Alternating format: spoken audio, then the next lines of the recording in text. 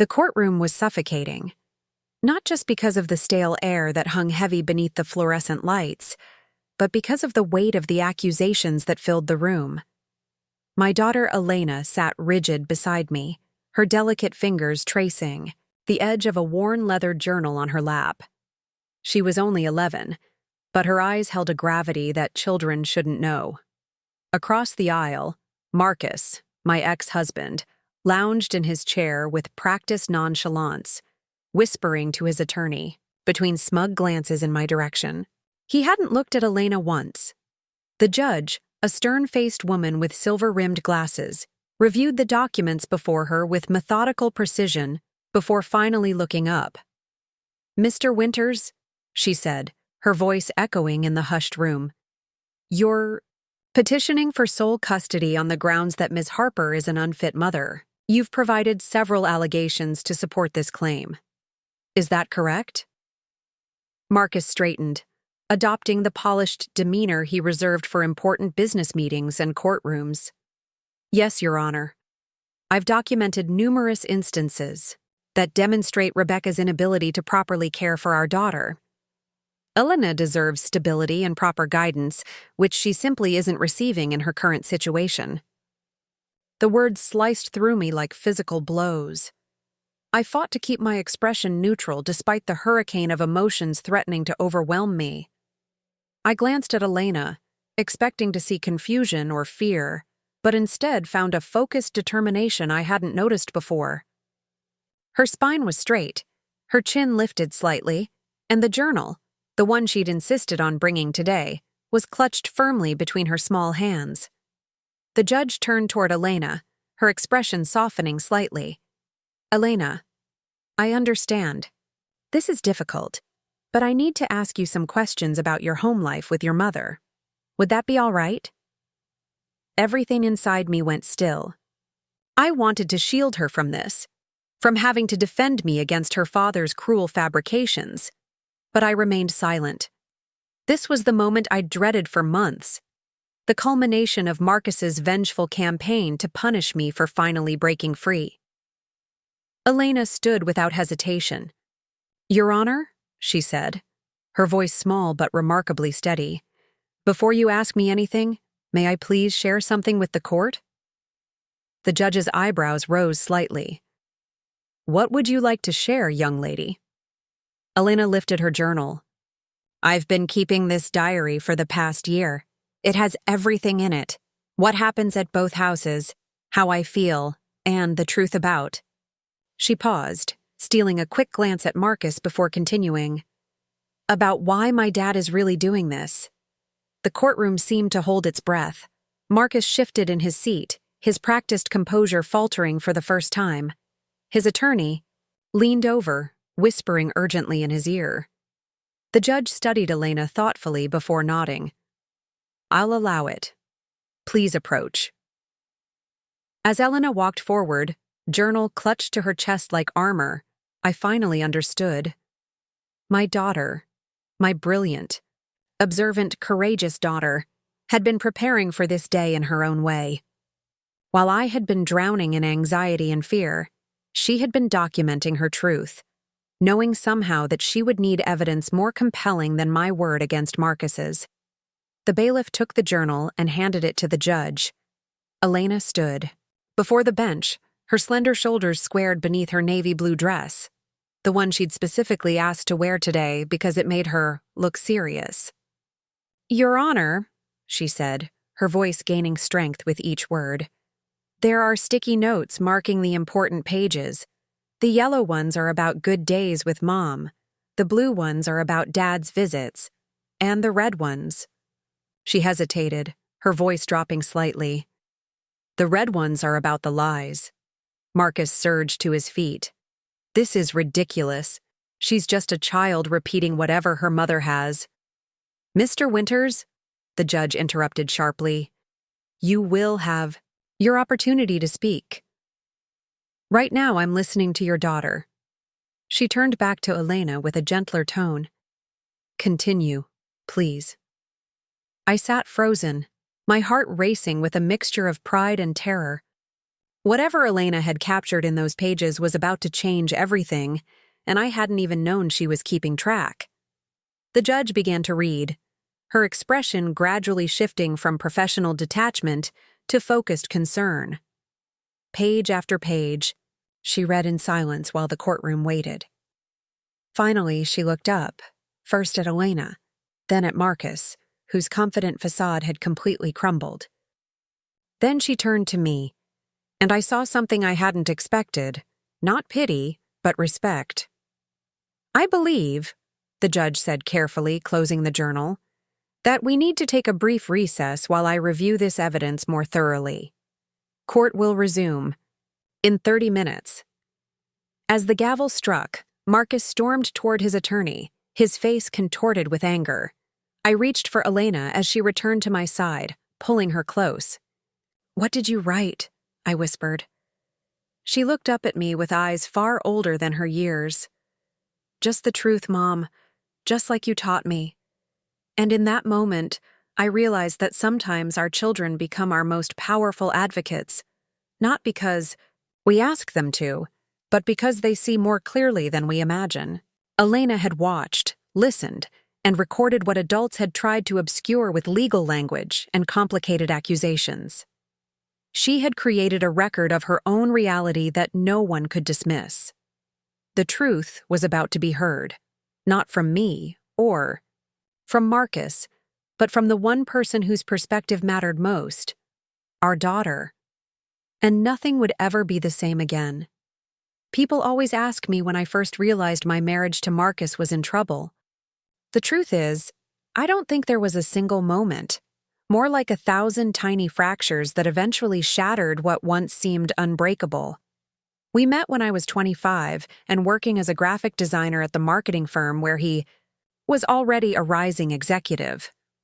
Marcus was charismatic, ambitious, and utterly focused on creating the perfect life. I was creative, idealistic, and flattered by his attention.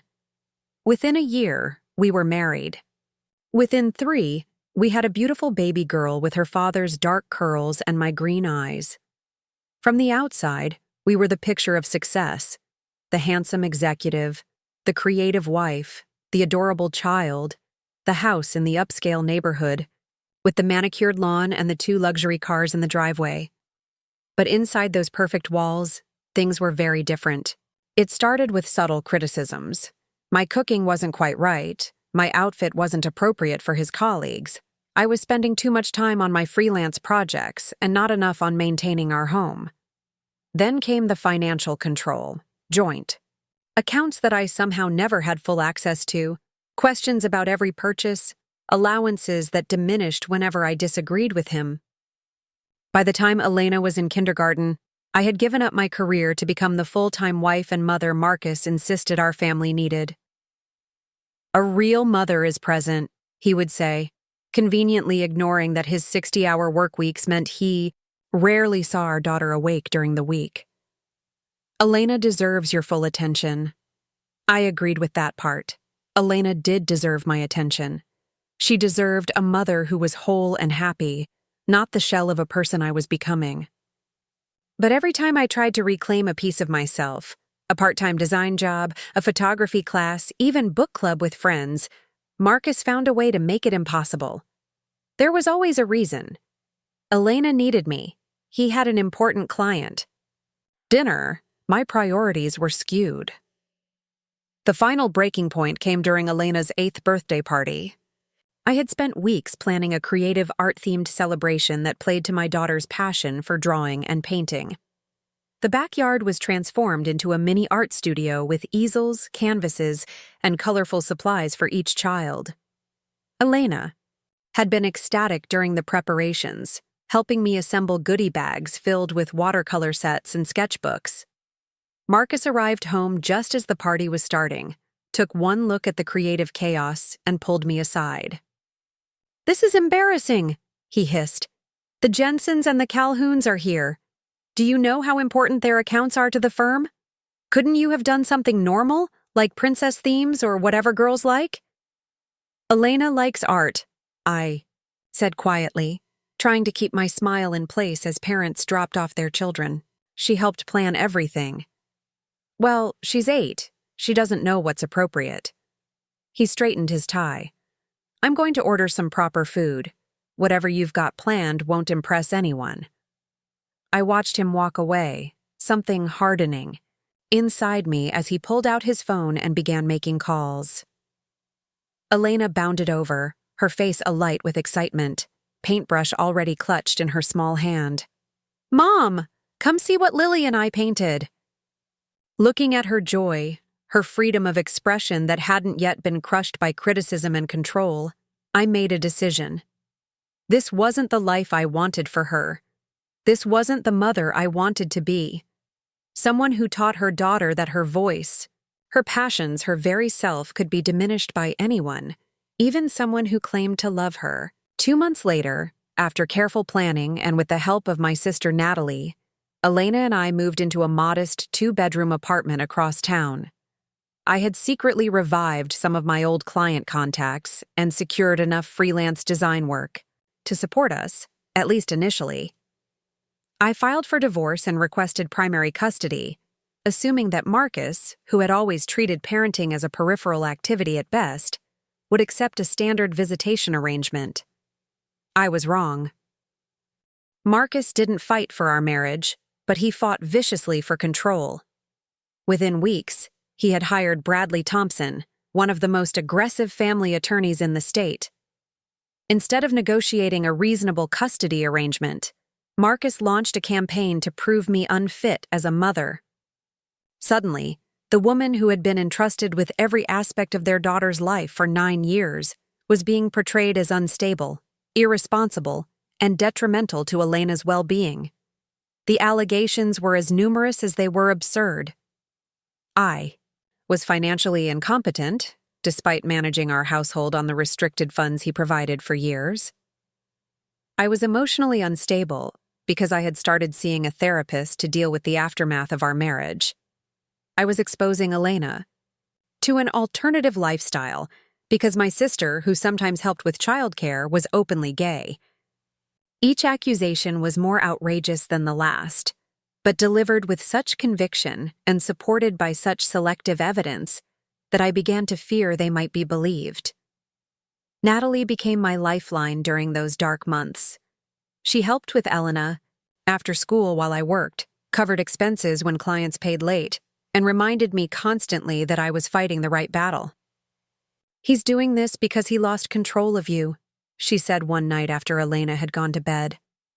We were sitting at my small kitchen table, surrounded by legal papers and half-empty tea mugs. He doesn't even want full custody. He wants you to give up and go back.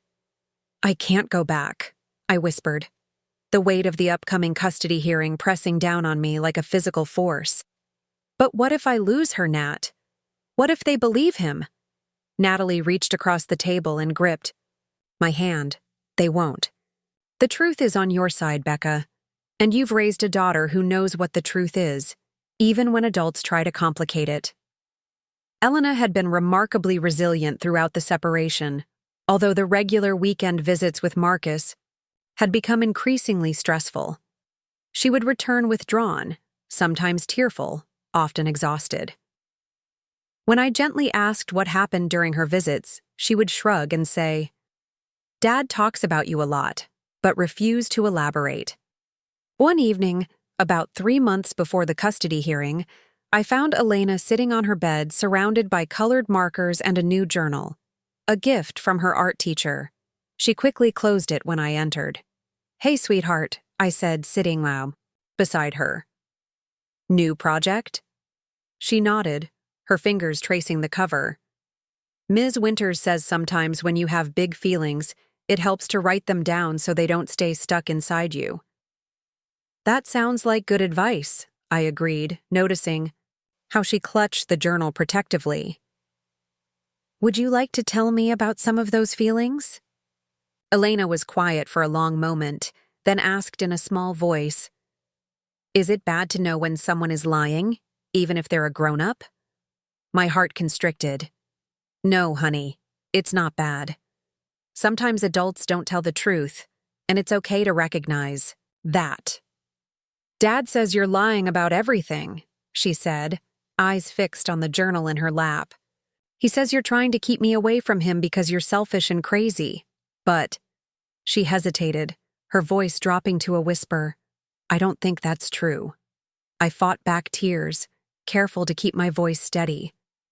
Elena, I promise, I will always tell you the truth, even when it's hard. I left because I needed to be the best mom I could be for you, and I couldn't do that in our old house anymore.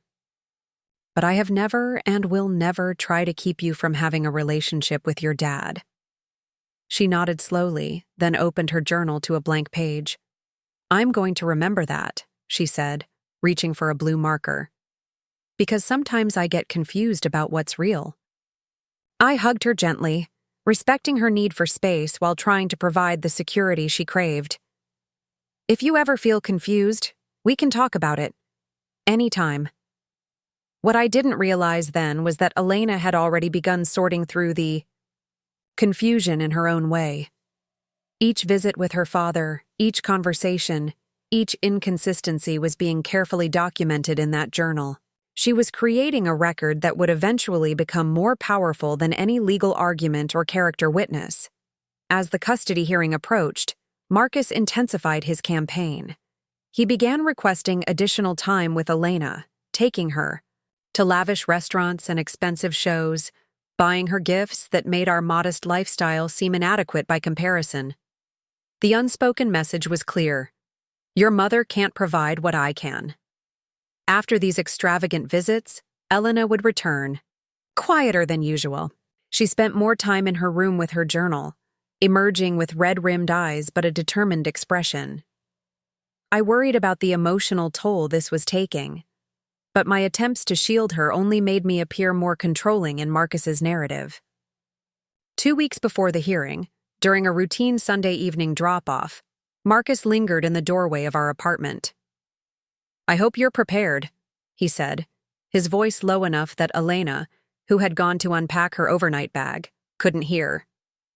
My attorney has statements from her teachers, our old neighbors, even your former therapist.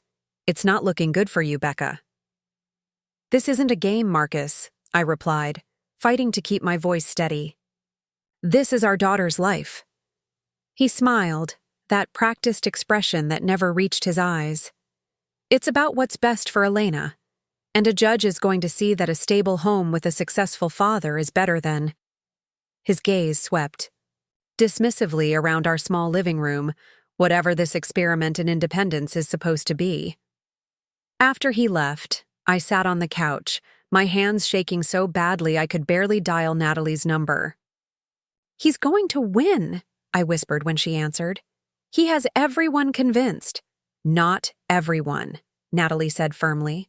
Not you, not me, and most importantly, not Elena.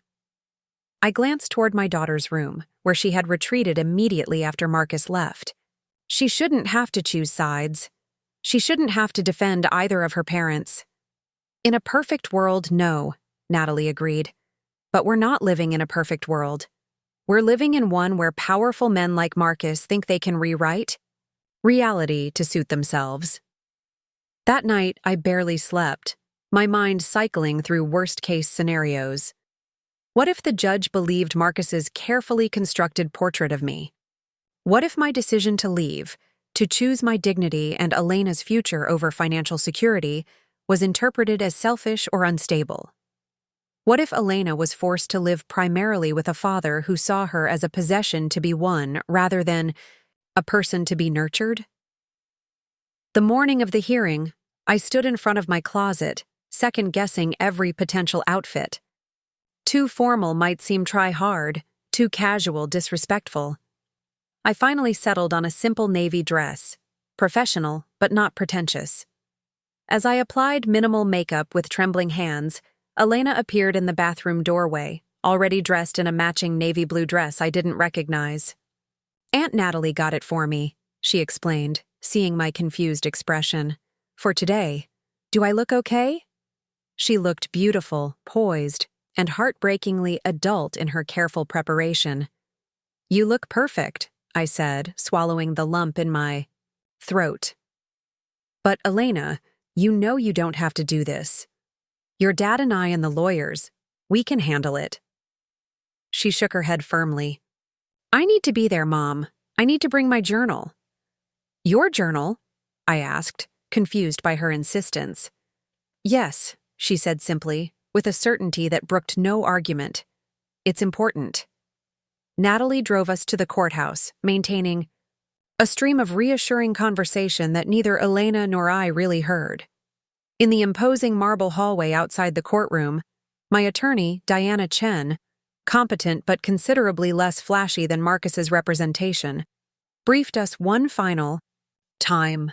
Remember, stay calm regardless of what allegations are raised, she advised. The judge needs to see you as the stable, nurturing presence you are. Elena. She crouched slightly to meet my daughter's eyes. If you're called to speak, just tell. The truth as you know it. That's all anyone can ask of you. Elena nodded solemnly, her hand slipping into mine as we entered the courtroom. Marcus and his attorney were already seated, an impressive array of documents arranged before them.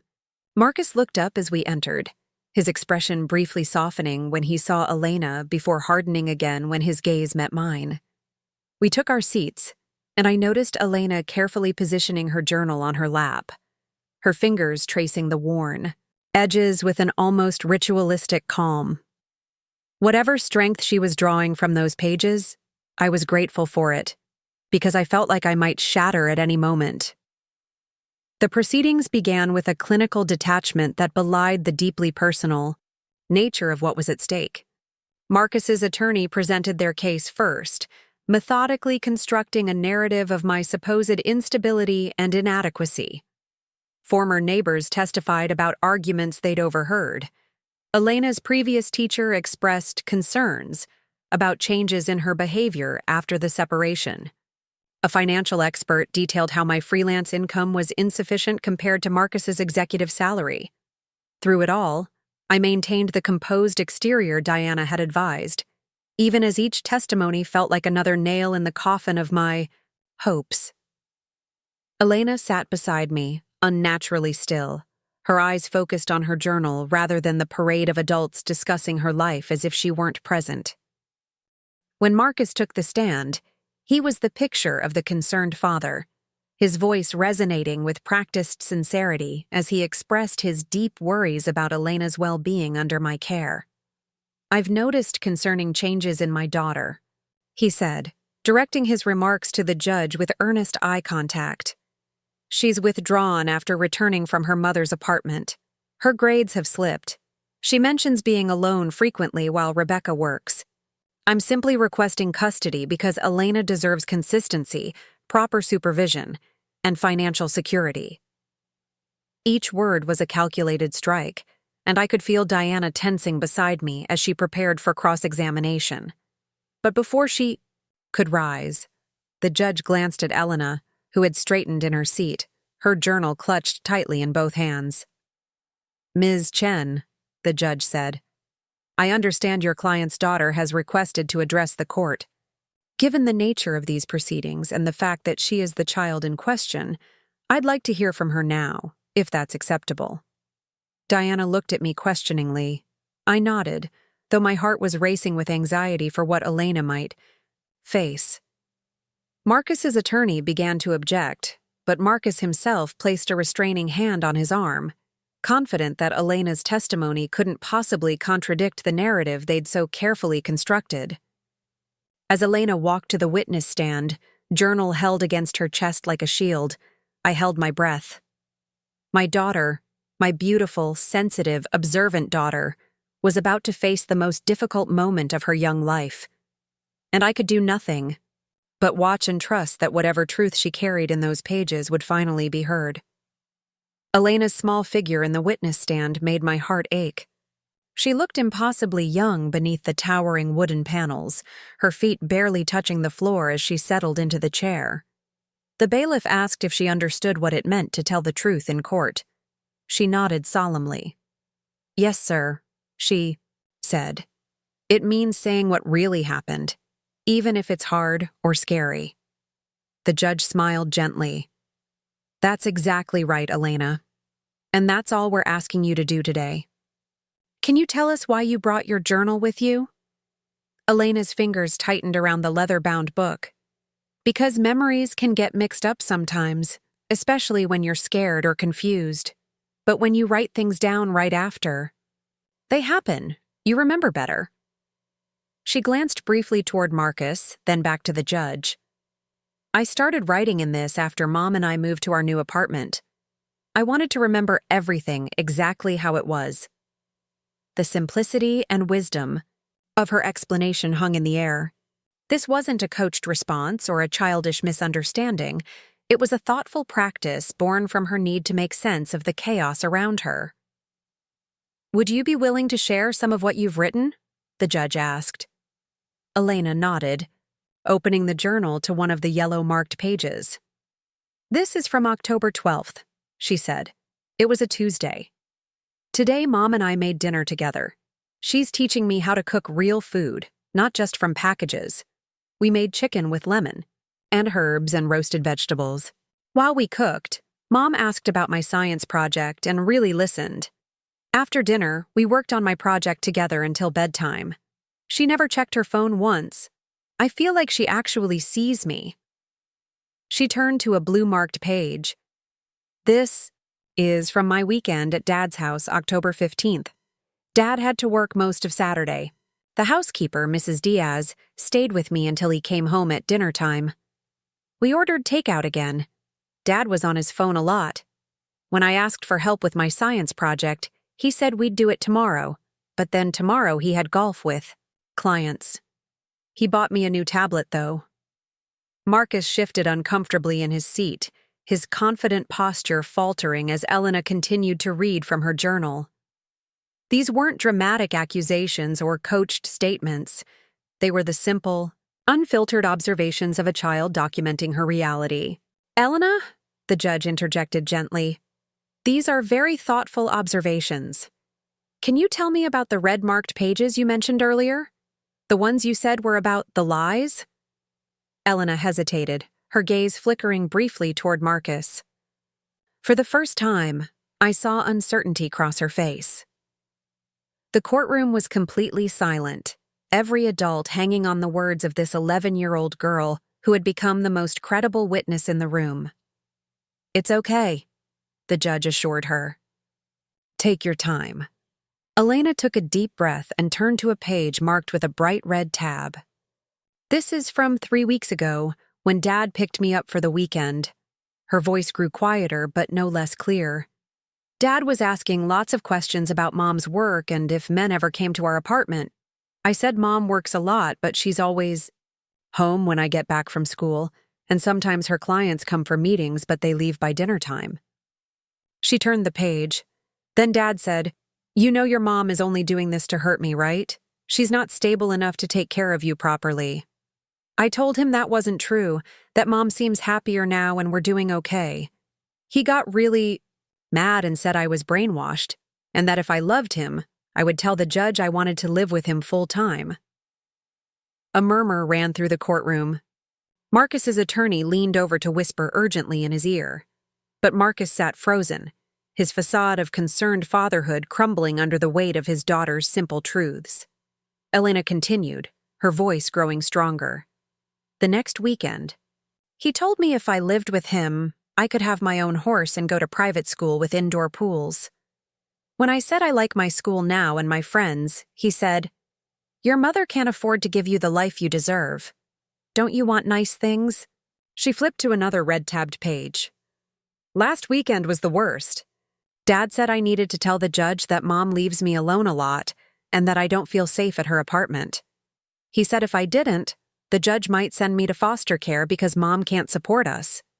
He said, her voice faltered slightly. He said Mom was emotionally unstable and that's why she left, not because of how he treated her. But that's not true. Mom left because she was sad all the time at our old house. She smiles now. She laughs. She's teaching me that it's braver to leave something bad than to stay just because you're scared. The judge leaned forward. Elena. Did your father tell you to say specific things to me today? Elena nodded, her chin trembling slightly. He wrote it down for me. He made me practice. She pulled a folded paper from between the pages of her journal and handed it to the bailiff, who delivered it to the judge. As the judge unfolded the paper, Marcus finally broke his silence. Your Honor, this is being taken completely out of context.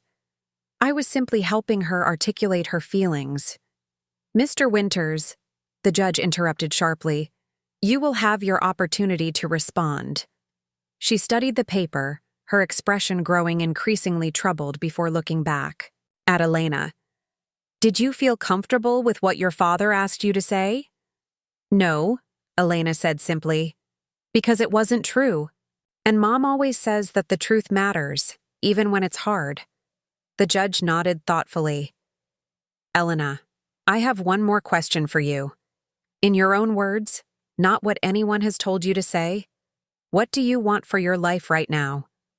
Elena closed her journal and held it against her chest like a talisman. I want to stay with my mom in our apartment. I want to keep going to my school and seeing my friends. I want to visit Dad sometimes, but not when he makes me feel bad about Mom or tries to make me say things that aren't true. She paused, then added with startling clarity, I want the grown-ups to stop fighting and start listening. Out of the mouths of babes. The wisdom in her simple statement silenced the room.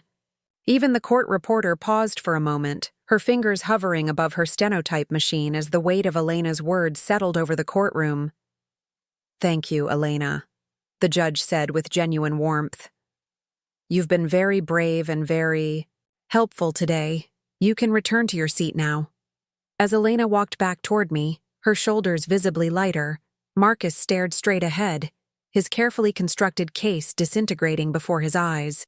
No expensive lawyer or curated testimony could stand against the authentic voice of our daughter, speaking her truth directly from the pages where she'd preserved it. When Elena slipped back into the seat beside me, I squeezed her hand gently.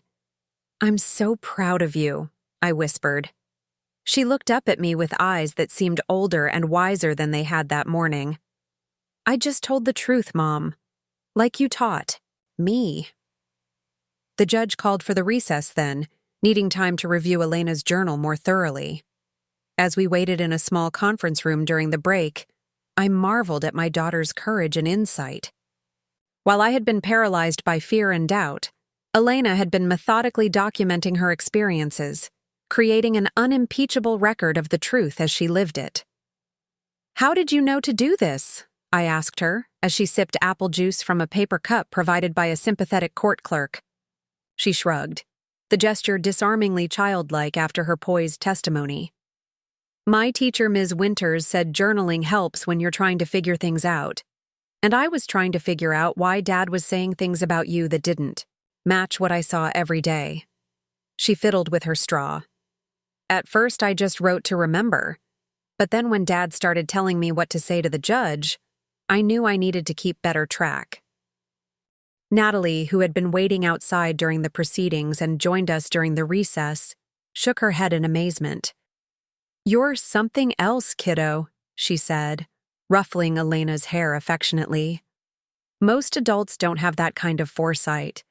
Diana entered the conference room, her professional demeanor unable to hide her impressed smile. Elena, what you did in there was remarkable, she said. You've completely changed the trajectory of this case. When court resumed, the atmosphere had shifted dramatically. Marcus's attorney attempted to discredit Elena's testimony, suggesting she had been coached or that her perceptions were colored by loyalty to me. But his arguments fell flat against the authentic, consistent record Elena had created in her own handwriting, with dates and specific details that rang with undeniable truth. The judge's ruling, when it came, was decisive. Having reviewed all evidence presented, including the particularly compelling contemporaneous documentation provided by the minor child, this court finds no basis for modifying the current custody arrangement. Primary physical custody will remain with Ms. Harper, with Mr. Winters retaining visitation rights on alternating weekends. She paused, looking directly at Marcus. However, given the concerning evidence of attempted manipulation of the minor child's testimony, these visitations will be supervised for the next 6 months, during which time Mr. Winters will be required to complete a parenting class focused on healthy co-parenting relationships and appropriate boundaries. The gavel came down with a sharp crack that seemed to break something loose inside me, though not of fear that had been tightening in my chest for months. It was over. Elena would stay with me. The truth had prevailed. As we left the courtroom, Marcus approached us in the hallway, his expression a complex mixture of anger and defeat. "This isn't over, Rebecca," he said, his voice low. Before I could respond, Elena stepped slightly in front of me. "Dad," she said, her voice gentle but firm, "I still love you, but I need you to stop trying to hurt Mom. It just hurts me, too." The simple wisdom of her statement seemed to penetrate where nothing else had. Marcus looked at his daughter, really looked at her, perhaps for the first time, and something in his expression shifted. Without another word, he turned and walked away, his shoulders slightly bent under the weight of truth spoken by a child. That evening, back in our small but comfortable apartment, life resumed its simple rhythm. Elena sat at the kitchen table working on homework while I prepared dinner. Natalie had stopped by with celebratory ice cream, then left us to process the day in our own way. The apartment was quiet, but it was the peaceful kind of quiet that feels like a deep breath after holding it too long. "Mom?" Elena asked, looking up from her math worksheet. "Do you think Dad will ever understand why we left?" I paused, chopping vegetables thoughtfully. "I don't know, sweetheart. Sometimes people can only see things from their own perspective. But what you said to him today, that was pretty powerful. If anything can help him understand, it's that." She nodded, returning to her homework. "I'm going to keep journaling," she said after a moment. "Not because I'm scared anymore, but because I like remembering things exactly how they happened." I smiled, struck by the wisdom of my 11-year-old daughter. "That's a good practice for life," I agreed. "Honoring your experiences by recording them truthfully." As we ate dinner that night at our small table, with mismatched plates and simple food that we'd prepared together, I felt a sense of rightness that no luxurious home or financial security could have provided. We were building something precious. Here, a life of authenticity, where truth was valued above appearances and courage meant speaking up rather than enduring in silence. Elena might have been young, but she had already grasped something that had taken me years to learn. That our stories matter, our perceptions are valid, and sometimes the strongest thing we can do is simply to document our truth and share it when it matters most. That night, as I tucked Elena into bed, she pulled her journal from beneath her pillow and wrote one final entry for the day. I glimpsed the words proud and brave and true before she closed it with a satisfied smile. "Do you think other kids feel caught between their parents like I did?" she asked as I smoothed her blanket. "I think many do," I answered honestly. "Divorce is complicated, and sometimes parents forget that children see and understand more than we realize." She nodded thoughtfully. "Maybe I could start a journal club at school, for kids who need to sort out big feelings or remember things exactly how they happened."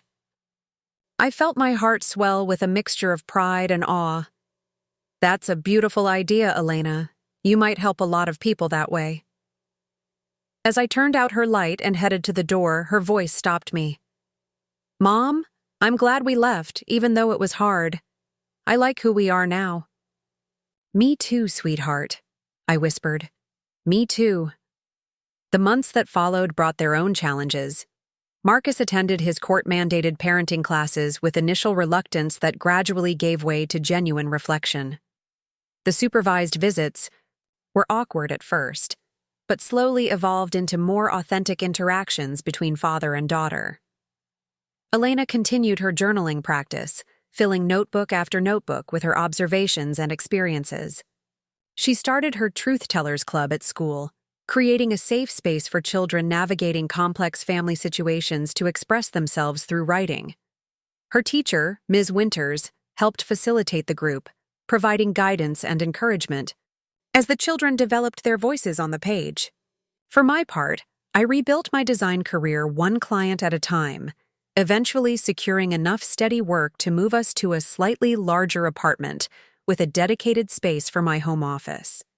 It wasn't the luxurious lifestyle Marcus had used to belittle my choices, but it was sustainable, fulfilling, and ours.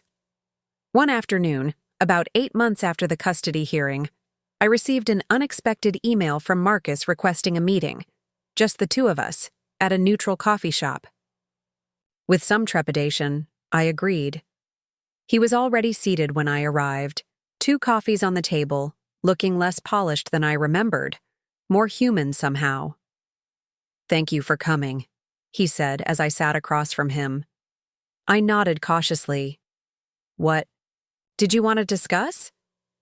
Marcus took a deep breath. "I've been doing a lot of thinking since the hearing. A lot of reflecting."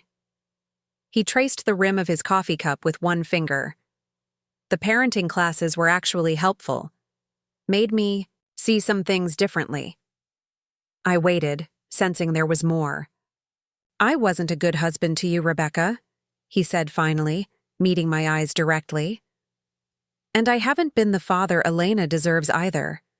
I was so focused on winning, on maintaining control, that I couldn't see what I was destroying." The admission hung between us, unexpected and surprisingly genuine.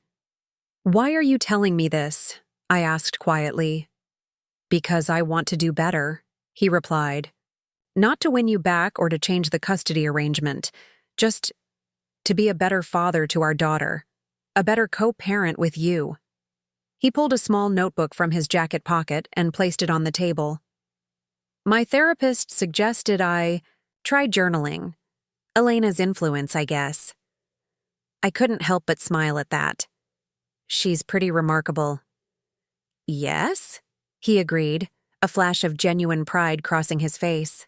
"She is. She showed more integrity in that courtroom than I've shown in years."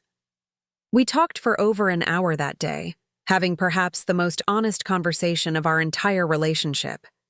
There were no dramatic reconciliations or promises of friendship, but there was something new: respect. Marcus had finally seen me, not as an extension of himself or an obstacle to overcome, but as a person with valid choices and perspectives. More importantly, he had finally seen Elena, not as a possession to be won or a pawn to be manipulated, but as an insightful human being with her own voice and her own truth. When I shared the details of our conversation with Elena that evening, her response was characteristically wise. "People can change when they start telling themselves the truth," she said, nodding sagely. "That's what Ms. Winters says in our Truth Tellers Club." "Is that what happened with your dad, do you think?" I asked. Elena considered this thoughtfully. "Maybe he's learning to see his story differently," she said.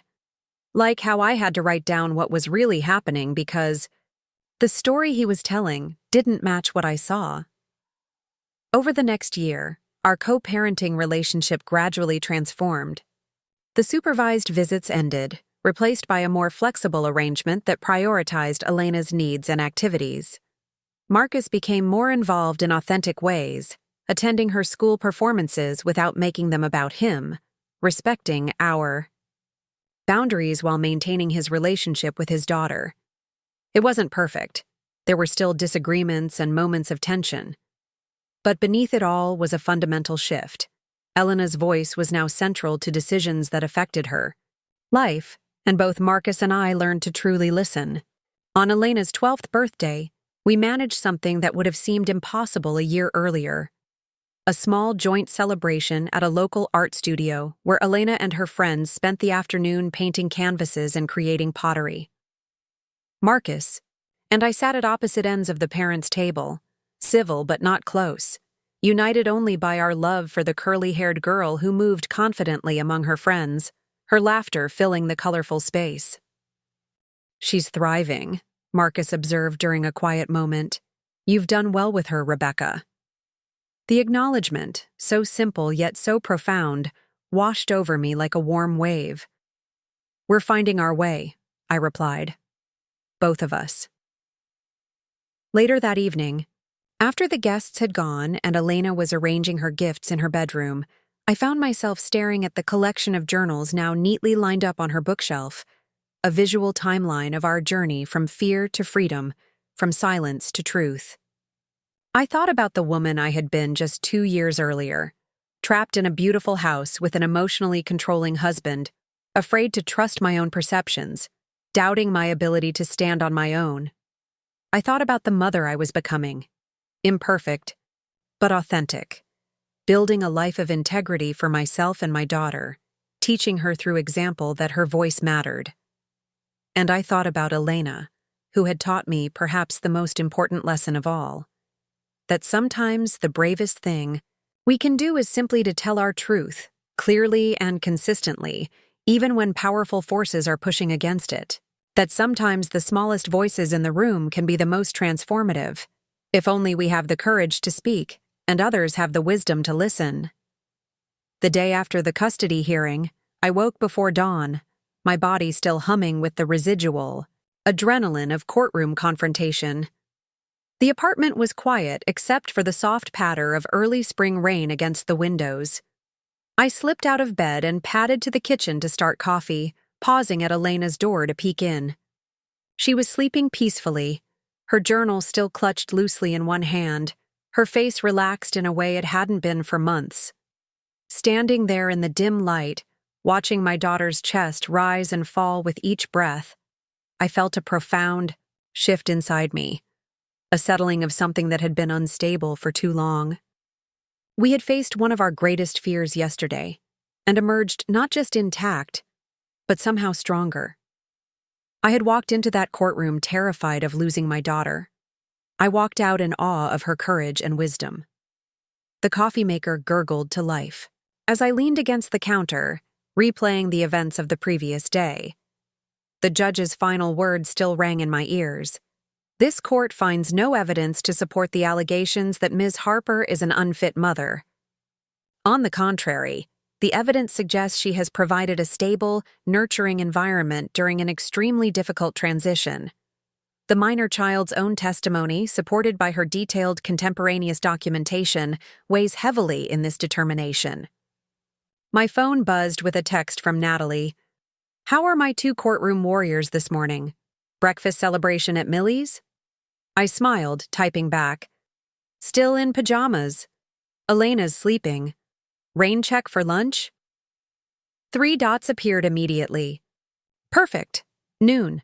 I'm bringing champagne for you and ice cream for the champ."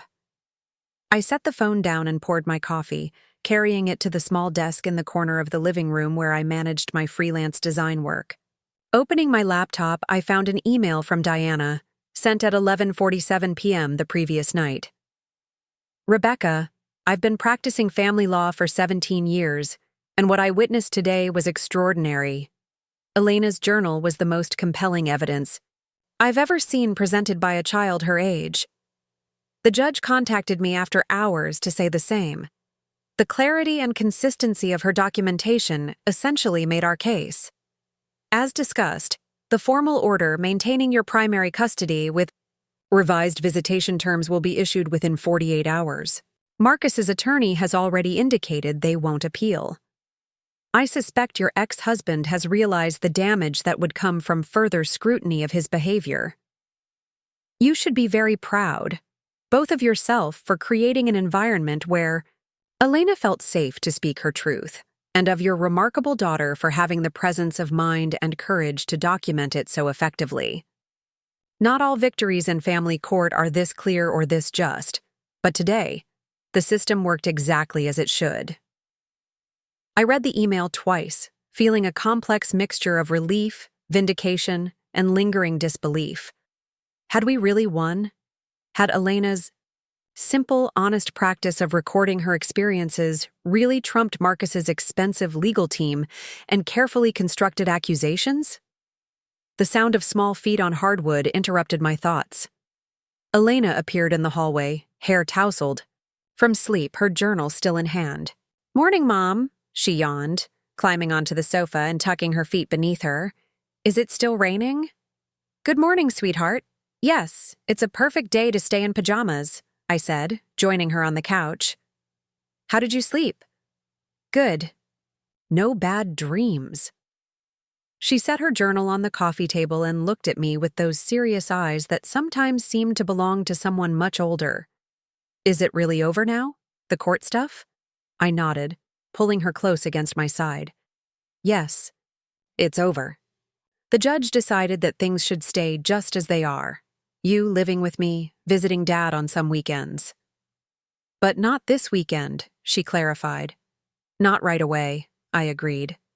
"The judge wants Dad to take some special parenting classes first. And when visits start again, there will be another adult there to make sure everything goes well." She considered this, her fingers absently tracing patterns on the cover of her journal. "Because of what he told me to say, that wasn't true?" "Yes, partly because of that. The judge wants to make sure you feel safe and that no one asks you to say things you don't believe." Elena nodded solemnly. "That makes sense."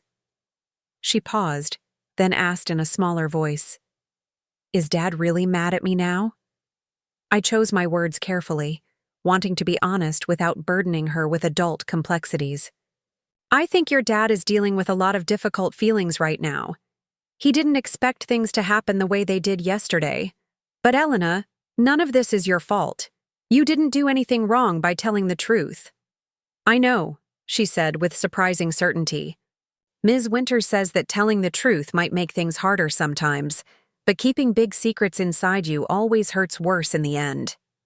I smiled, making a mental note to send this Ms. Winters an especially nice end-of-year teacher gift. "That's very wise. And you know what? Aunt Natalie is coming over for a celebration lunch today. She's bringing ice cream." Elena's face brightened. "Before lunch?" "Possibly," I laughed. "I think this is a before-lunch ice cream kind of day." The morning unfolded with a gentleness that felt like a gift after months of tension. We made pancakes together, played board games, and when the rain paused briefly, took a walk to the small park down the street. Elena brought her journal, recording observations about the raindrops on spiderwebs and the way the clouds moved across the sky. Ordinary wonders that had nothing to do with custody battles or court appearances. Natalie arrived promptly at noon, arms laden with grocery bags. "I brought more than ice cream," she announced, bustling into the kitchen. "This calls for a proper feast." As she unpacked containers of Elena's favorite foods, fried chicken from the deli, mac and cheese, fresh berries, she pulled me aside briefly. "Marcus called me this morning," she said quietly. I tensed immediately. What did he want? To apologize, believe it or not. Natalie's expression was as surprised as I felt. He was different, subdued. Said he'd been doing a lot of thinking since yesterday.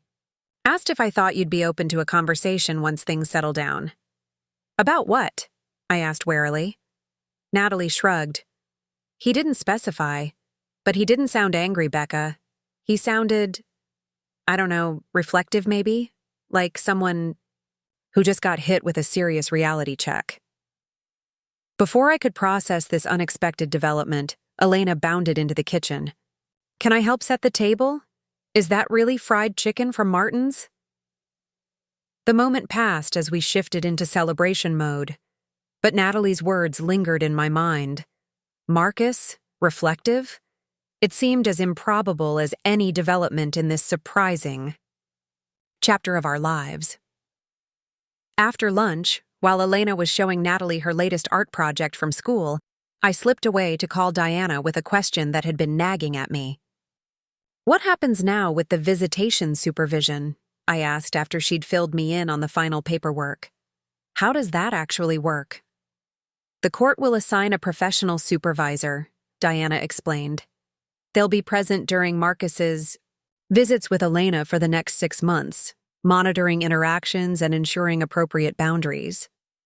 After that period, assuming he completes the required parenting classes and the supervisor's reports are positive, the court will reevaluate. And the parenting classes? Specifically focused on co-parenting after divorce and appropriate communication with children, Diana said. It's a 12-week program.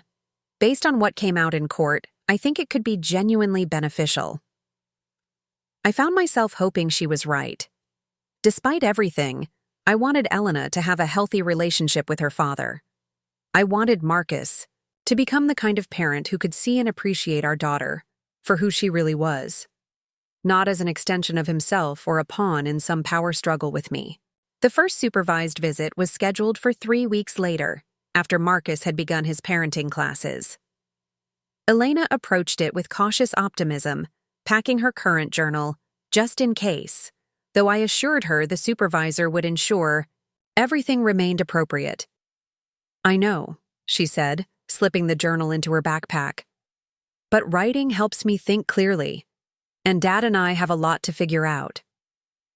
I marveled at her emotional intelligence, her ability to articulate feelings that many adults struggled to identify. The therapist I'd started seeing during the custody battle had explained that some children develop heightened emotional awareness as a survival strategy in challenging family dynamics. Elena had not only developed this awareness, but had found a healthy outlet for it through her journaling practice. When she returned from that first visit, her expression was thoughtful rather than guarded or withdrawn. How did it go? I asked as we drove home from the visitation center. Different, she said after considering the question. Dad was quieter. He listened more. She gazed out the window for a moment. He didn't say anything bad about you, not once, and he said he was sorry for asking me to say things that weren't true in court. I kept my eyes on the road, careful not to let my surprise show too plainly. How did that make you feel? Good, I think, but also confused. Like, if he knows it was wrong now, why didn't he know before? She turned to look at me directly. Do grown-ups sometimes not know when they're doing something wrong? The question cut straight to the heart of something I'd been grappling with myself. I think, I said slowly, that sometimes grown-ups can convince themselves that what they're doing is right or necessary, even when a part of them knows it isn't. Especially when they're scared or angry. Like Dad was scared of losing me, so he thought it was okay to lie. Something like that, I agreed.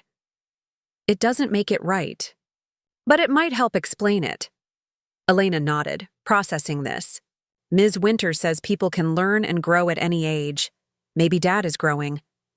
Maybe he is, I said, surprised to find I actually hoped that was true. Over the following months, a new pattern gradually emerged. The supervised visits became less awkward, more genuine. Elena reported that Marcus was asking real questions about her interests, her friends, her thoughts. Questions that showed he was finally seeing her as her own person, not just an extension of himself or a connection. To me, during the 4th month of supervised visitation, Marcus requested a co-parenting meeting with me, facilitated by a counselor from his parenting program. I agreed with trepidation, unsure what to expect. We met at a neutral counseling office, sitting across from each other in comfortable chairs, while the facilitator, Dr. Chen, explained the purpose of the session. This is an opportunity to establish healthy communication patterns and address any concerns in a constructive way, she said. Marcus has something he'd like to share today as part of his ongoing work in the co-parenting program. Marcus looked different, less polished, somehow more authentic. The designer suit was gone, replaced by casual clothes. The perfect haircut had grown out slightly, but the most striking change was in his eyes. The calculating coldness had been replaced by something more complex, more human. Rebecca, he began, his voice quieter than I remembered. I've been doing a lot of work in this program and with my therapist. I've had to face some difficult truths about myself and my behavior, both during our marriage and after. He took a deep breath. I treated you as a possession, not a partner. When you left, I saw it as a betrayal, rather than the consequence of my own actions. And I was willing to use our daughter to punish you for that perceived betrayal. I sat very still, scarcely breathing. This didn't sound like the rehearsed apologies Marcus had occasionally offered during our marriage, always carefully worded to minimize his responsibility, while emphasizing his magnanimity in apologizing at all. What Elena did in that courtroom, he continued, showing everyone the truth that I had tried so hard to bury. It broke something open in me, something that needed to break. He met my eyes directly. I'm sorry, Rebecca. Not just for the custody battle, but for all of it, the control, the criticism, the way I diminished you year after year. You deserved better. Elena deserved better. The sincerity in his voice was unmistakable. I had spent years learning to detect the subtle manipulations in Marcus's communication, the hidden barbs beneath smooth words. This was different. This was real. Thank you for saying that, I said finally, my voice steadier than I expected. It means a lot to hear you acknowledge those patterns.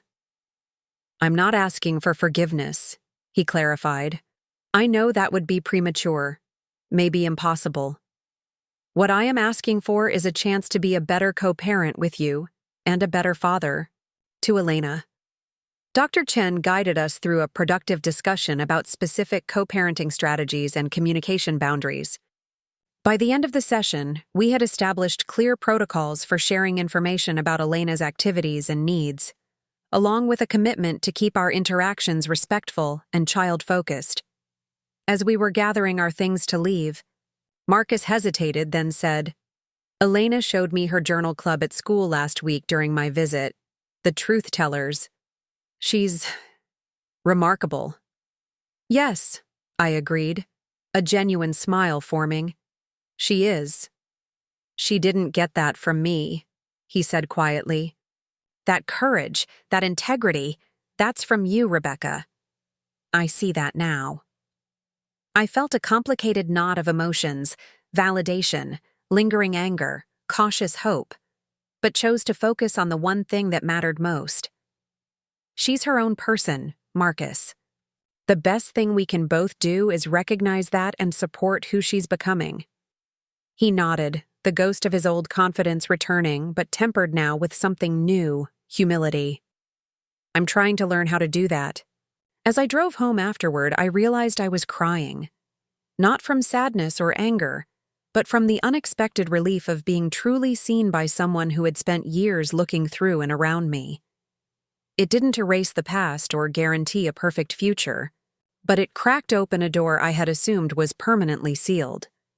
When I shared a simplified version of the meeting with Elena that evening, her response was characteristically perceptive. It's like Dad's finally reading the real story, not just the one he made up in his head, she said, curled up beside me on the couch with a mug of hot chocolate. That's a perfect way to put it, I agreed, amazed yet again by her insight. She sipped her chocolate thoughtfully. Do you think people can really change that much? I considered the question carefully. I think meaningful change is possible when someone truly recognizes the need for it. It's rare, and it's never perfect or complete. But yes, I believe people can grow in significant ways when they're willing to face difficult truths about themselves. Elena nodded, satisfied with this answer. That's what I think too. Otherwise, what's the point of learning from mistakes? The wisdom of her perspective humbled me. At 11 years old, my daughter understood something fundamental about human nature that many adults never grasp. That growth requires honesty, that true strength lies in acknowledging weaknesses, that facing our failures creates the possibility of transformation. The supervised visitation period ended after 6 months, with the court-appointed supervisor submitting a report recommending a return to regular, unsupervised visits. Marcus had completed his parenting classes with what his instructor described as exceptional engagement and commitment to growth. Elena expressed comfort with the idea of resuming normal visits, though she maintained her journaling practice as a way to process her experiences. Gradually, our fractured family reformed into something new, not the traditional structure we had once been, but a more conscious, intentional arrangement where Elena's needs and voice remained central. Marcus and I learned to communicate without the old patterns of control and resistance. We attended Elena's school events separately but cordially, coordinated on practical matters without unnecessary conflict, and most importantly, created space for Elena to maintain meaningful relationships with both parents without being caught in the middle. One autumn afternoon, about a year after the custody hearing, I was working at my desk when my phone buzzed with a text from Marcus. Elena forgot her journal at my place last weekend. She says she needs it for her club meeting today. I'm near. Your office? Can I drop it off? 20 minutes later, he appeared at my office door, journal in hand. Sorry to interrupt your workday, he said, handing me the familiar leather-bound book. She was pretty insistent that she needed this specific one. No problem. She's presenting something from it at the Truth Tellers meeting today, I explained, accepting the journal. Thanks for bringing it by. He nodded, lingering in the doorway slightly longer than necessary. The club's really taking off. The school counselor told me they're looking at expanding it to other schools in the district. I know. Elena's thrilled. I smiled, still sometimes surprised by these moments of normal, positive co-parenting conversation that had once seemed impossible. She gets that from you, Marcus said unexpectedly. That ability to turn personal challenges into something that helps others. I always thought strength meant never showing vulnerability, but she's taught me otherwise.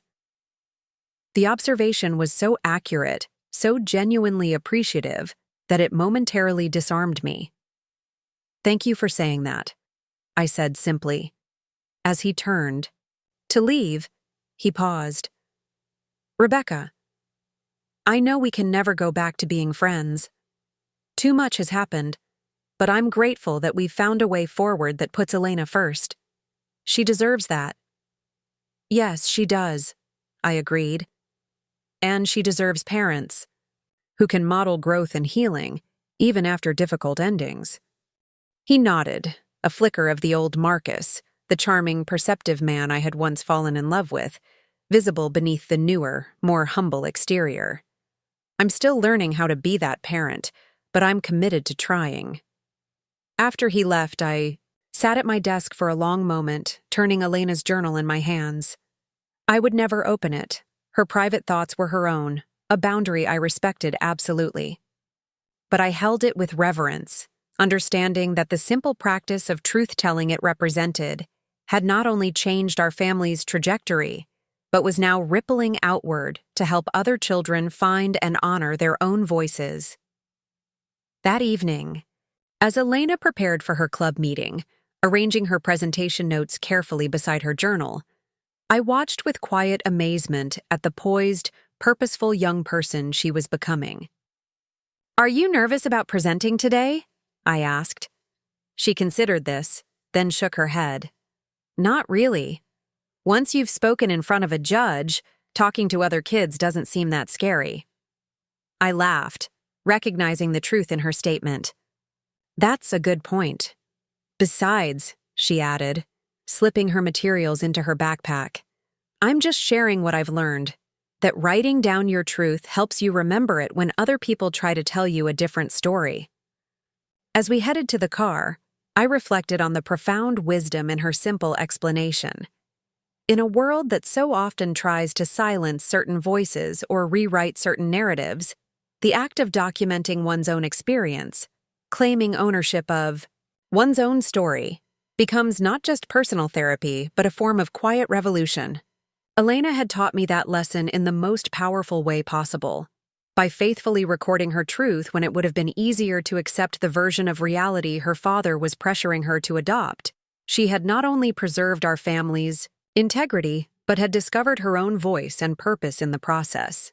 And in witnessing her courage, I had found a deeper well of strength within myself, the kind that doesn't need external validation or approval, the kind that stands firmly in its own truth even when powerful forces push against it. Our story wasn't the fairy tale I had once imagined. There was no perfect resolution, no happily ever after where all wounds were healed and all conflicts resolved. Instead, there was something more valuable: authenticity. The messy, imperfect, ongoing work of living truthfully and allowing others the space to do the same. As Elena's Truth Tellers Club grew from a small school group into a district-wide program, eventually inspiring a curriculum used in family court systems across the state, I watched with pride as my daughter transformed a painful chapter in her life into a force for positive change. Her journey reminded me daily that our greatest challenges often contain the seeds of our most meaningful contributions, if only we have the courage to tend those seeds with honesty and hope. The years that followed our courtroom victory unfolded in ways I never could have predicted. Elena grew from that brave 11-year-old with her truth-filled journal into a thoughtful teenager with a passion for storytelling and advocacy. Her Truth Tellers Club expanded beyond her elementary school, becoming a district-wide program for children navigating family transitions. By the time she entered high school, she was facilitating workshops for kids in family court, teaching them journaling techniques to process their emotions and document their experiences. I still remember the first time she was invited to speak at a conference for family court judges and child advocates. She was 15, tall and poised in a deep blue blazer, her curls tamed into a neat bun. I sat in the back of the conference room, heart swelling with pride as she addressed a room full of professionals with the same clear, authentic voice she had used in that courtroom years ago. When adults are fighting, she told them, children often become invisible, present but not heard.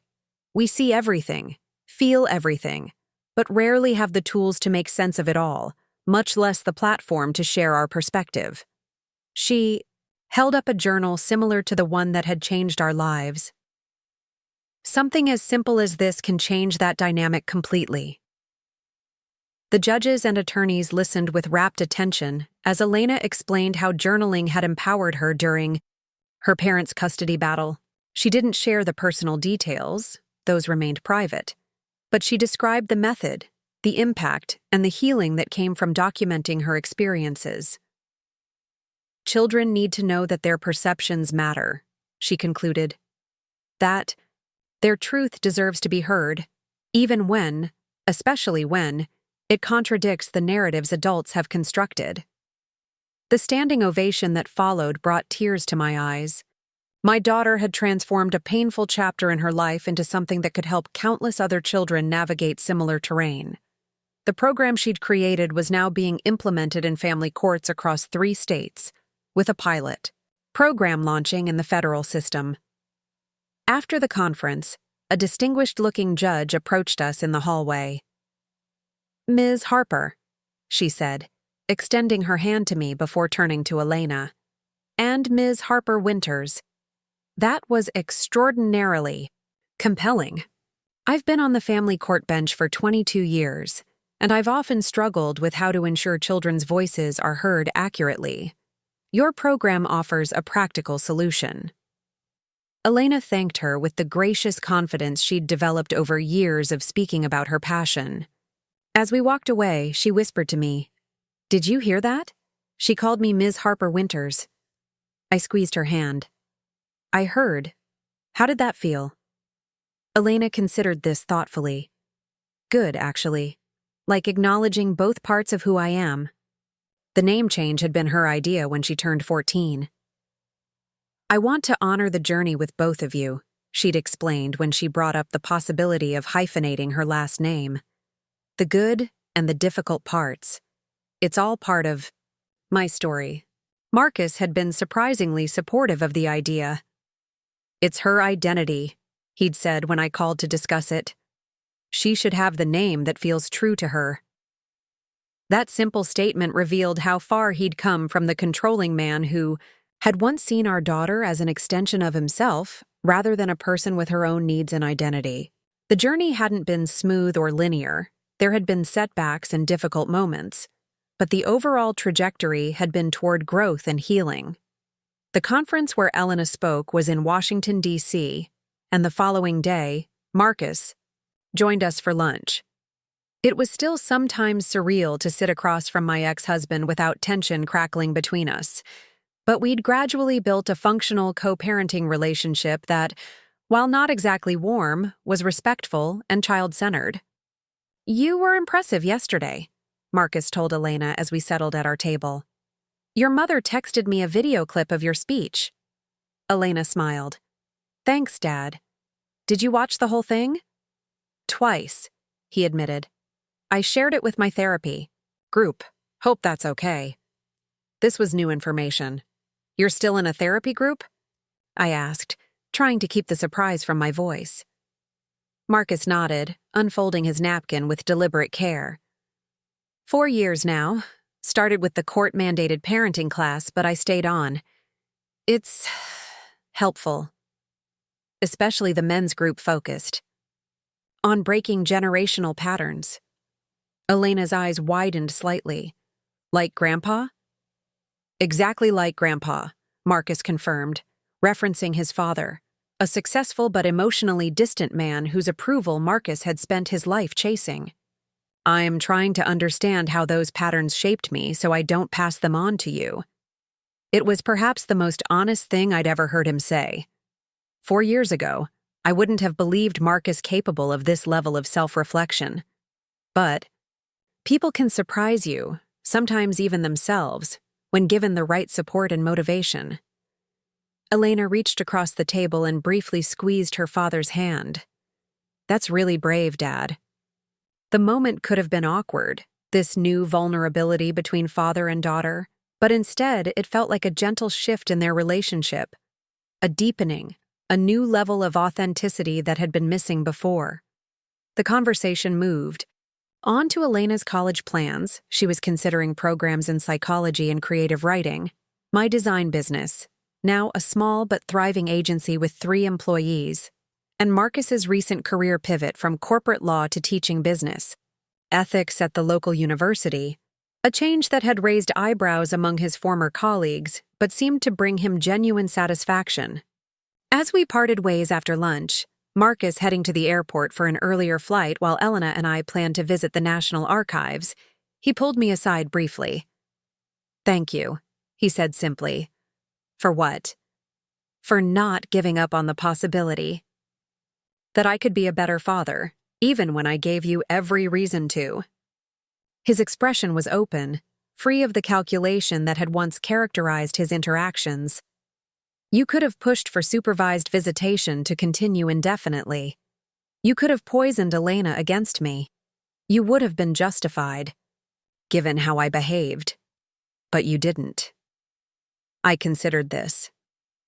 I wanted Elena to have a healthy relationship with both parents, if possible. That was always the goal, even during the worst moments. "I know that now," he nodded. "It took me a long time to see it." As Marcus walked away, Elena rejoined me. "Everything okay?" she asked, noticing my thoughtful expression. "Yes," I said, linking my arm through hers. "Just reflecting on how far we've all come." She smiled knowingly. Like Ms. Winters used to say in Truth Tellers, growth isn't linear, but it is possible.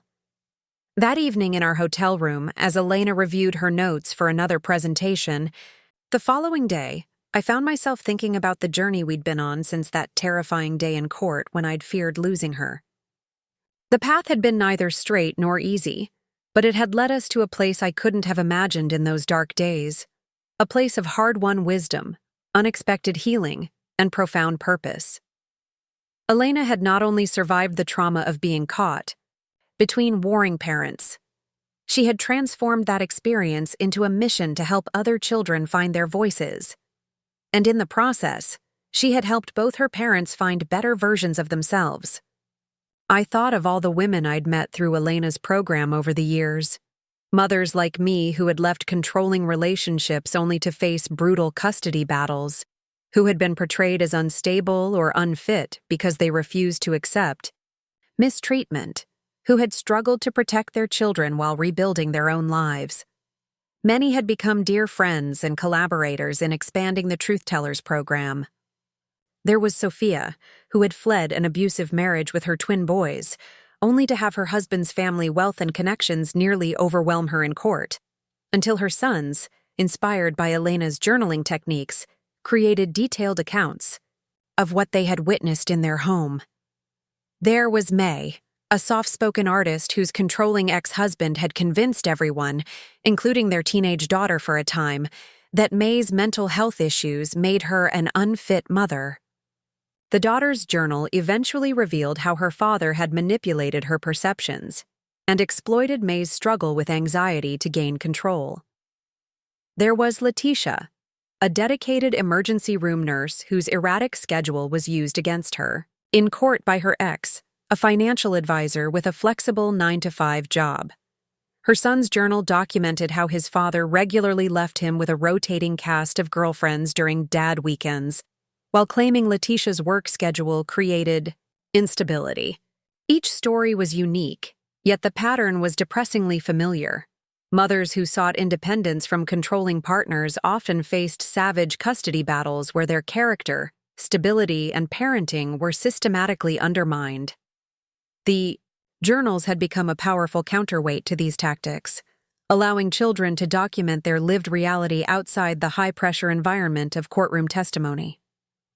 Elena's program had grown to include age-appropriate journaling kits for children as young as 5, using drawing and simple word prompts for those who couldn't yet write fluently. For teenagers, there were more sophisticated guided journals, with prompts designed to help them process complex emotions while documenting factual events. Family court judges increasingly recognized the value of these contemporaneous records when assessing children's best interests. The knock on our hotel room door interrupted my reflections. It was a delivery, a small package addressed to Elena. She opened it curiously, then broke into a wide smile as she pulled out a leather-bound journal with her initials embossed in gold on the cover. "It's from the Judicial Committee," she said, reading the enclosed card. "A thank you gift for my presentation." She ran her fingers over the supple leather, then looked up at me with shining eyes. "Can you believe this all started with that beat-up notebook I took to court?" I shook my head, still sometimes amazed at how far-reaching the impact of that simple act had been. "You changed everything that day, Elena. Not just for us, but eventually for so many others." She sat beside me on the edge of the bed, suddenly looking younger than her 15 years. "I was so scared," she admitted. "I wasn't sure if I was doing the right thing, bringing the journal. I just knew I couldn't say what Dad wanted me to say, but I didn't want to hurt him either." "You found a third way," I said softly. "You let the truth speak for itself." She nodded. "That's what I try to teach the kids in the program now. That they don't have to choose sides or make accusations.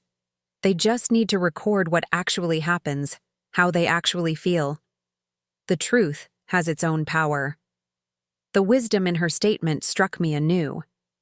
In a world that often seemed increasingly divided into polarized camps, with competing narratives that rarely intersected with reality, there was something revolutionary about simply documenting lived experience, about creating a record of truth that could stand against distortion and manipulation. The following morning, as we prepared for the final day of the conference, my phone rang with a call from Natalie. My sister had been one of Elena's fiercest advocates from the beginning, the first person to suggest that Elena's journal might be admissible in court. "How's our star presenter doing?" she asked when I answered. "Amazing as always," I said, watching Elena organize her presentation materials with characteristic precision. "The program's getting serious attention from the National Family Court Association." "I'm not surprised," Natalie replied. "It's addressing a massive need. Listen, The reason I'm calling, do you remember Jasmine from your support group a few years back? I did remember. A young mother of twins who had been going through a particularly vicious custody battle when I'd met her at a support group for parents in high-conflict divorces. Of course. How is she doing? Much better now. She used Elena's journaling approach with her boys, and it completely turned their case around. The judge actually cited the Truth Tellers program in his final ruling. Natalie paused. She's starting a chapter of the program in Nashville, where she lives now. That makes 17 cities, Becca. 17. The number took my breath away. What had begun as one child's method of coping with a painful situation had blossomed into a movement that was changing how family courts approached children's testimony across the country. That's incredible, I managed, emotion tightening my throat. It really is, Natalie agreed. And it all started because you created an environment where Elena felt safe enough to find her voice and use it. You did that, Becca, even when everything was falling apart around you. I glanced at Elena, now confidently reviewing her presentation on her laptop. We did it together, I said softly. All of us, in different ways. After we hung up, I shared Natalie's news with Elena, who reacted with characteristic thoughtfulness. I want to connect with Jasmine directly, she said, making a note in her planning journal. She now kept separate journals for different aspects of her life. The local chapter leaders have great insights about adapting the program for different communities.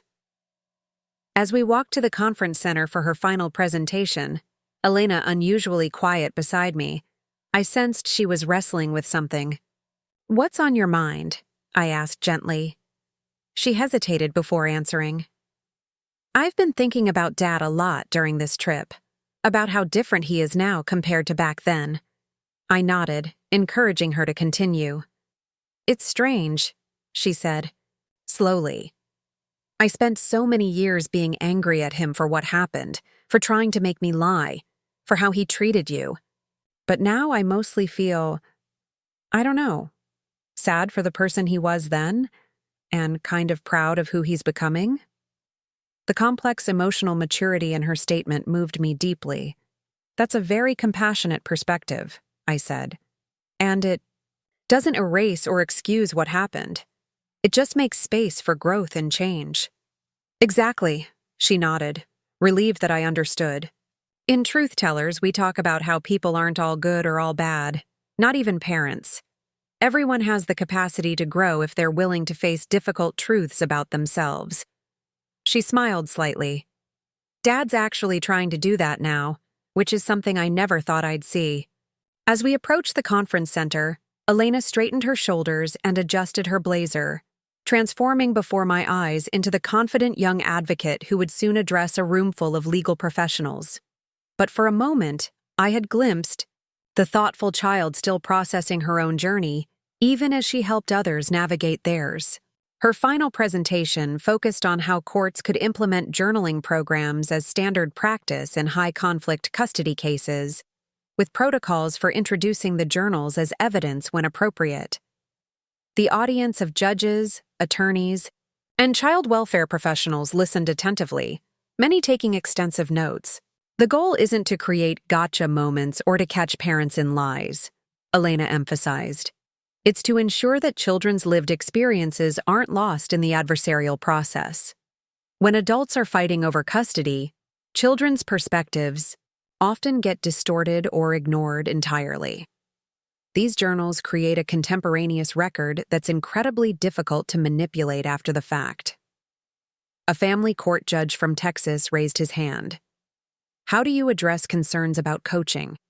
Couldn't a parent potentially influence what a child writes in these journals?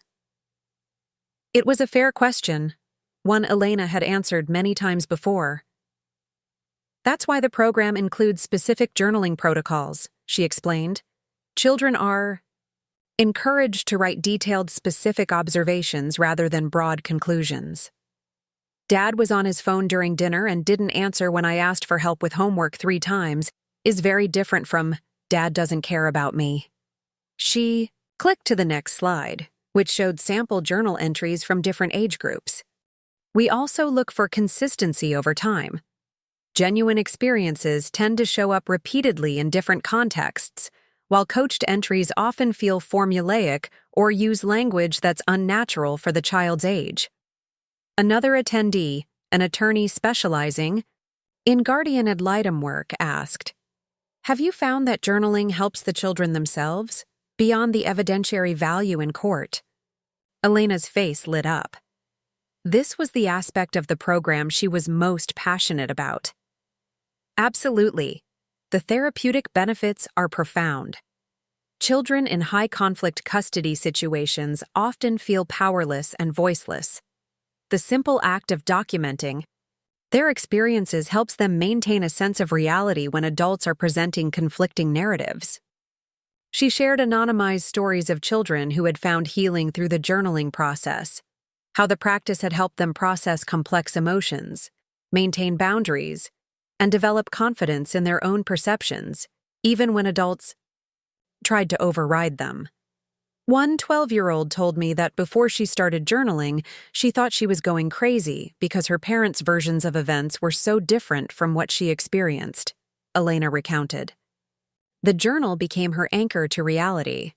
She wrote, "When I read back what I wrote, I know I'm not making things up.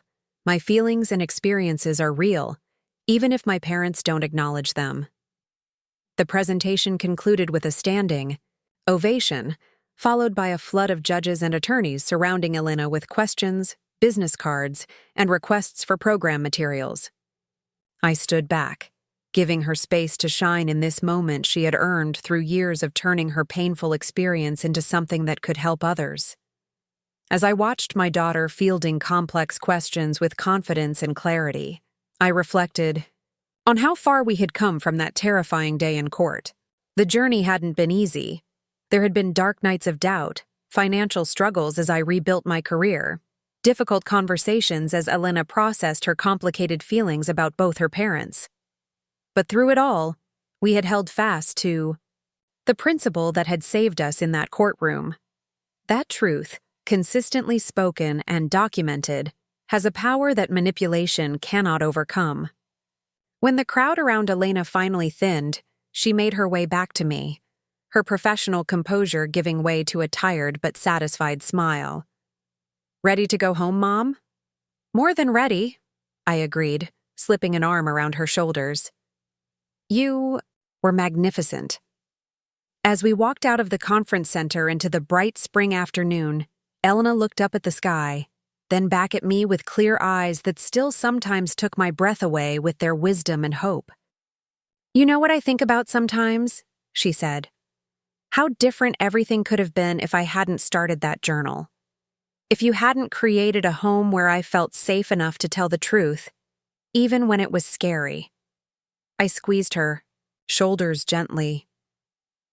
"You found your voice when it mattered most, and now you're helping others find theirs." She nodded thoughtfully. "That's the thing about truth, isn't it? Once you start honoring it in your own life, you want that freedom for everyone else, too." As we hailed a taxi to the airport, I thought about all the mothers and children who would benefit from Elena's program in the years to come. How a simple practice born of one child's need to document her reality had grown into a movement that was changing how family courts approached children's testimony. I thought about my own journey from a woman so controlled by her husband that she questioned her worth and capability to someone who had rebuilt her life on her own terms, founded a successful business, and raised a daughter with the courage to speak truth to power. And I thought about the unexpected grace of witnessing Marcus's gradual transformation from the controlling man who had tried to manipulate our daughter into a father capable of genuine reflection and growth. Proof that even the most entrenched patterns can change when confronted with undeniable truth. The journey hadn't ended with that courtroom victory. In many ways, it had just begun. But the foundation had been laid that day when a small voice spoke up, journal in hand, ready to let the truth be heard. And everything that followed, the healing, the growth, the purpose we had found, had grown from that moment of courage. If this story resonates with you, if it reminds you of your own struggles to be heard or to create a safe space where truth can flourish, I hope it also offers something else. The reminder that even in our most vulnerable moments, we have power. The power of our authentic voice, the power of documented truth, the power to transform our most painful experiences into gifts that heal not only ourselves, but countless others. As Elena said that day in court, all those years ago, I just told the truth, Mom, like you taught me. Sometimes, that's all it takes to change everything. Up next, you've got 2 more standout stories right on your screen. If this one hit the mark, you won't want to pass these up. Just click and check them out. And don't forget to subscribe. And turn on the notification bell so you don't miss any upload from us.